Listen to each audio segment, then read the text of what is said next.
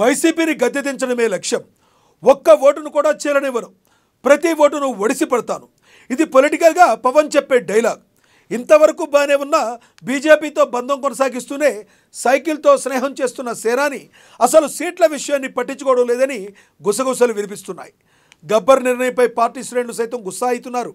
అసలు 98% గెలిచే అవకాశం ఉన్న 24 అసెంబ్లీ సీట్లు, 3 లోక్సభ సీట్లను జనసేన అధినేత పవన్ తీసుకోవడం కరెక్టేనా? అసలు ఈ పొత్తులో ఎవరికి లాభం, ఎవరికి నష్టం?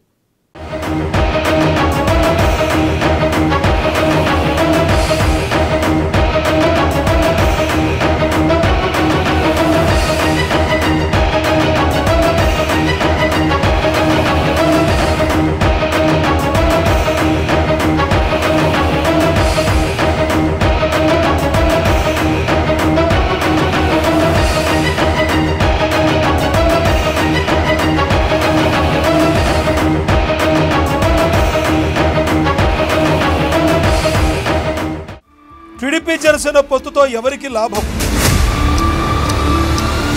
జనసేనకు 24 సీట్లు కేటాయించడంపై పార్టీ నేతల అసంతృప్తి. పవన్ ఎజెండాపై జన సైనికుల అసంతృప్తి. గమ్యం లేకుండా ప్రయాణిస్తున్న పవన్ 2014లో అధికారంలోకి వచ్చిన టీడీపీ, 2019లో అధికారంలోకి వచ్చిన వైసీపీ, జనసేన పార్టీ అధికారంలోకి వచ్చేది ఎప్పుడు? పవన్ నిర్ణయంతో టీడీపీకి మేలు.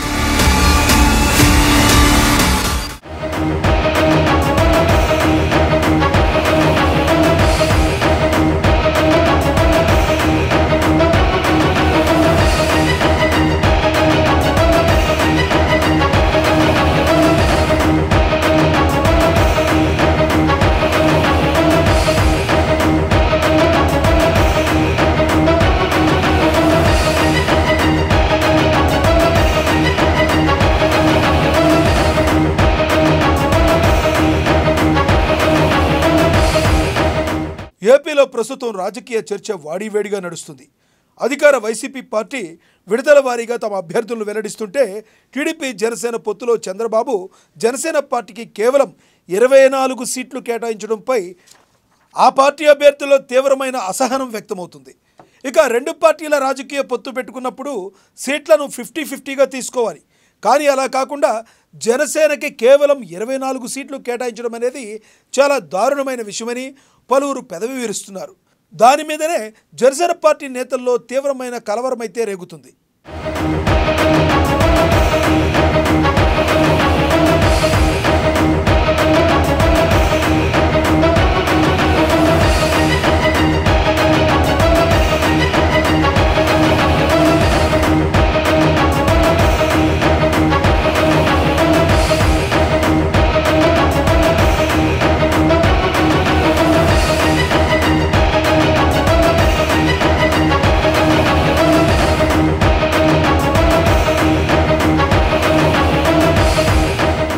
టీడీపీ అంతలా తీసి పక్కన పెడుతున్నా అసలు పవన్ కళ్యాణ్ ఎజెండా ఏంటో కూడా ఎవరికీ అర్థం కావడం లేదు. ఆయన స్పీచ్ల్లో మాట్లాడిన పౌరుషం, ఆయన తీసుకునే నిర్ణయాల్లో మాత్రం ఉండడం లేదు. పార్టీ కేడర్ను పెంచుకోవడంలో పవన్ కళ్యాణ్ దారుణంగా ఫెయిల్ అయ్యారు. 10 సంవత్సరాల క్రితం జనానికి సేవ చేయాలనే ఉద్దేశంతో జనసేన పార్టీని పెట్టి తన రాజకీయ ఎంట్రీ ఇచ్చారు పవన్ కళ్యాణ్. పొలిటికల్ ఎంట్రీ వరకు బాగానే ఉంది. 2014లో కొత్త రాష్ట్రం ఏర్పడింది కాబట్టి ఆ ఒక్కసారి చంద్రబాబుకి సపోర్ట్ చేసి గెలిపించడంలో కూడా తప్పు లేదు. కానీ ఇప్పుడు కూడా టీడీపీ పార్టీకి మద్దతు ఇవ్వాల్సిన అవసరం పవన్ కళ్యాణ్కి ఎందుకు వచ్చిందని ఆ పార్టీ నేతల్లోనే అసహనం వ్యక్తమవుతుంది. మరి ఇలాంటి క్రమంలో పవన్ కళ్యాణ్ పెట్టిన జనసేన పార్టీకి ఒక గమ్యమంటూ లేకుండా గాలిపటంలా ముందుకు వెళుతున్నట్లుగా తెలుస్తుంది.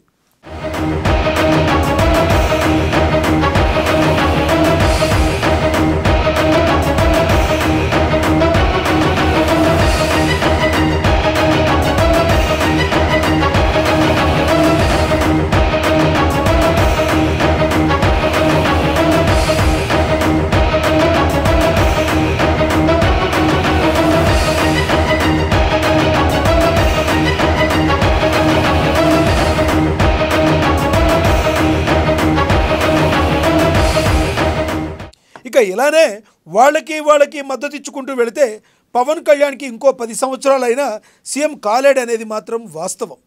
జనసేన పార్టీకి మద్దతు ఇచ్చేవాళ్ళు పవన్ కళ్యాణ్ సీఎం అయితే అవ్వాలని అనుకుంటే, ఆయన మాత్రం సీఎం ఎవరైనా పర్వాలేదు, అవినీతి అయితే జరగకూడదు అంటున్నారు.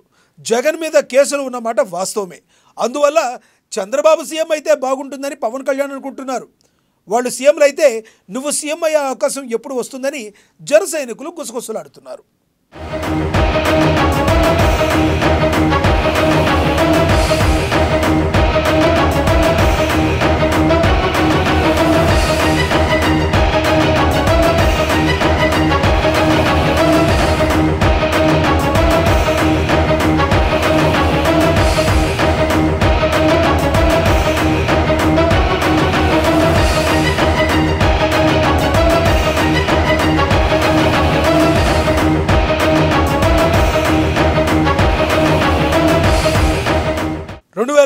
లో జనసేన మద్దతుతో టీడీపీ పార్టీ అధికారంలోకి వచ్చింది.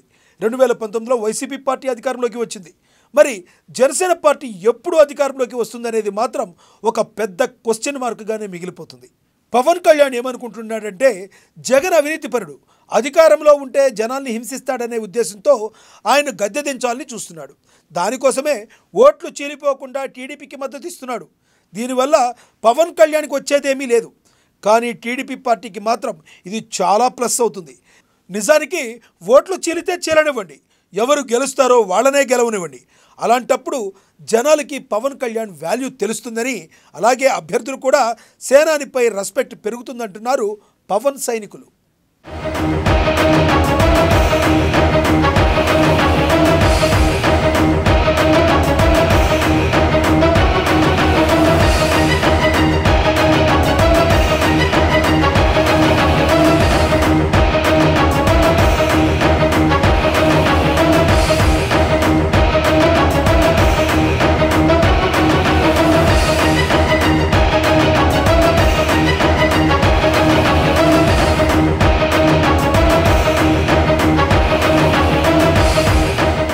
అయితే జనహితం కోరుకోవడంలో తప్పులేదు.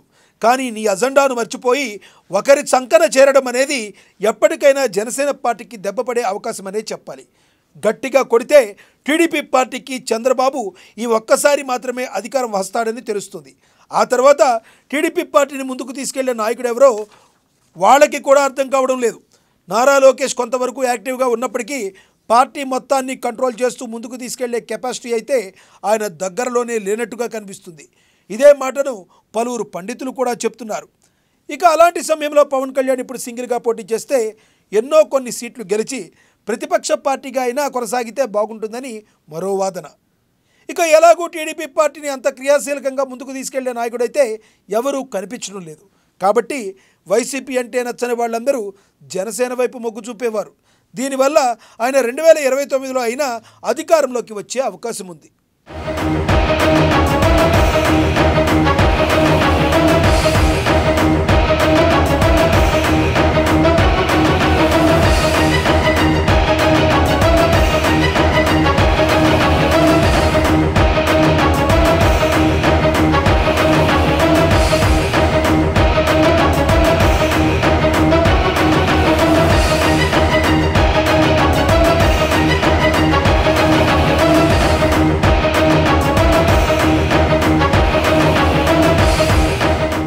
కానీ ఇప్పుడు పవన్ చేస్తున్న పని వల్ల వాళ్ళ పార్టీ నేతల్లోనే చాలా విమర్శలు ఎదుర్కోవాల్సి వస్తుంది. అలాగే ఆయన ఏం చేస్తున్నాడో కూడా క్లారిటీ లేకుండా పోతుంది. ఇలా చేస్తే పవన్ కళ్యాణ్ లైఫ్లో సీఎం అవ్వలేడు అనేది బల్లగుద్ది చెప్పవచ్చు. ఇక 10 సంవత్సరాల సమయంలో 175 నియోజకవర్గాల్లో పార్టీ తరపున నిలబడే అభ్యర్థులను కూడా సంపాదించుకోలేదు. అంటే ఆయన రాజకీయ చతురత ఎలా ఉందో మనం అర్థం చేసుకోగలం. 10 సంవత్సరాల్లో ఏమాత్రం పార్టీ కేడర్ని పెంచుకోలేని పవన్ కళ్యాణ్ రాజకీయ ఎజెండాను చూస్తే జాలేస్తుందని మంత్రి రోజాతో పాటు జగన్ మంత్రివర్గం సెటైర్లు వేస్తున్నారు. ఎక్కించుకోకపోతే పిల్ల పార్టీలతో పోవాలని చూస్తారు. అంటే వాళ్ళల్లో వాళ్ళకి ఒక గందరగోళం, ఎవరితో పొత్తు పెట్టుకోవాలి, ఎలా వెళ్ళాలి, ఎవరు మనని పొత్తు పెట్టుకోవడానికి అవకాశం ఇస్తారో అర్థం కాకుండా గందరగోళం పరిస్థితిలో ఈరోజు 118 స్థానాలు అనౌన్స్ చేశారనేది మనం అర్థం చేసుకోవాలి. కానీ ఆ 118 స్థానాల్లో 24 స్థానాలు జనసేనకి ఇచ్చారు, మిగతా స్థానాలు తెలుగుదేశం పార్టీకి ఇస్తే అందులో చంద్రబాబు నాయుడు స్థానం కుప్పం అని ఆయన అనౌన్స్ చేసుకున్నాడు, బాలకృష్ణ స్థానం హిందూపురం అని అనౌన్స్ చేశారు, అలాగే లోకేష్ మంగళగిరి స్థానం అని అనౌన్స్ చేసుకున్నారు. కానీ పవన్ కళ్యాణ్ ఎక్కడ నించోలో ఏ స్థానమో కూడా ఇంకా చంద్రబాబు నాయుడు డిసైడ్ చేసేంత వరకు అనౌన్స్ చేసుకోలేని దౌర్భాగ్య పరిస్థితిలో ఉన్నారు. అంటే అర్థం ఏంటి? ఒక చోట ఓడిపోయిన వాడికి మొదట ఇచ్చారు, 2 చోట్ల ఓడిపోయిన వాడికి తర్వాత ఇస్తాంలే సెకండ్ జాబితాలో అని ఒక కేర్లెస్నెస్ ఏమో పవన్ కళ్యాణ్ చంద్రబాబు నాయుడిని అడిగి తెలుసుకోవాలని కూడా ఈ సందర్భంగా తెలియజేసుకుంటున్నారు. ఎవడన్నా పొగట్టాకి పక్కనే ఉన్న పెట్టుకుంటాడు, లేదా ఇద్దరు కలిసి ఉన్నారు కాబట్టి పవన్ కళ్యాణ్ని చంద్రబాబు పొగడాలి, చంద్రబాబుని పవన్ కళ్యాణ్ పొగడాలి. చంద్రబాబు ఒక్కటంటే ఒక్క మాట పవన్ కళ్యాణ్ గురించి మాట్లాడాల, ఒక్క మాట కూడా పవన్ కళ్యాణ్ ఈరుడు సూర్యుడు, నే జైల్లోకి వెళ్తే నా పార్టీని బతికిచ్చాడు, నా చచ్చిపోయిన పార్టీని మొత్తం కకాయకమైనటువంటి మొత్తం నేను తినేసిన డబ్బులకి దొరికిపోయి జైల్లోకి వెళ్తే, రాజమండ్రి జైల్లోకి వెళ్తే అసలు మా కొడుకేమో ఢిల్లీ పారిపోయాడు, మా కార్యకర్తలు ఎవరింటో కాడి వెళ్ళిపోయారు, పవన్ కళ్యాణ్ వచ్చి మా పార్టీని బతికిచ్చాడు, లేకపోతే మా పార్టీ అసలు మామూలుగా పోటీ చేయటానికి కూడా కనీసం ఈ 94 సీట్లు డిక్లేర్ చేయడానికి కూడా మనుషులు ఉండేవాళ్ళు కాదని చెప్పని ఒక మాట చెప్పాడా? చెప్ప చివరికి మన డబ్బా, మన సెల్ఫ్ డబ్బా మనమే కొట్టుకోవాలి ఆయన చెప్తాడు. పవన్ కళ్యాణ్ అంట ఆయనేమో ఎంత కర్మ అంటే పవన్ కళ్యాణ్కి, అతని గురించి అతనే సెల్ఫ్ డబ్బా లేపుకోవాలి, జాకీ పెట్టి అతనే చెప్పుకుంటాడు. రాక్షసులు అంటే రాక్షస గణానికేమో కొమ్ము కాస్తాడు చంద్రబాబును వాళ్ళ అబ్బాయికి, ఈయనంట వామనుడు అంటాడు. అసలు పురాణాల్లో పోల్స్టాకి పవన్ కళ్యాణ్కి ఏంటి ఏముంది అసలు? పవన్ కళ్యాణ్ నిజాయితీగా పాలిటిక్స్ చేయాలని అనుకుంటున్నాడంటే దాంట్లో తప్పు లేదు. కానీ మనం ఎలా అధికారంలోకి రావాలనేది కూడా ఆలోచించుకోవాలి. అలా చేయకపోతే మనం ఎంత నిజాయితీగా ఉన్నా జనాలు మనకి ఓటు వేసే పరిస్థితి లేదంతే. కాబట్టి ఇప్పటికైనా ఆయన రాజకీయ అజెండాను మార్చుకుని ముందడుగు వేస్తే బాగుంటుంది.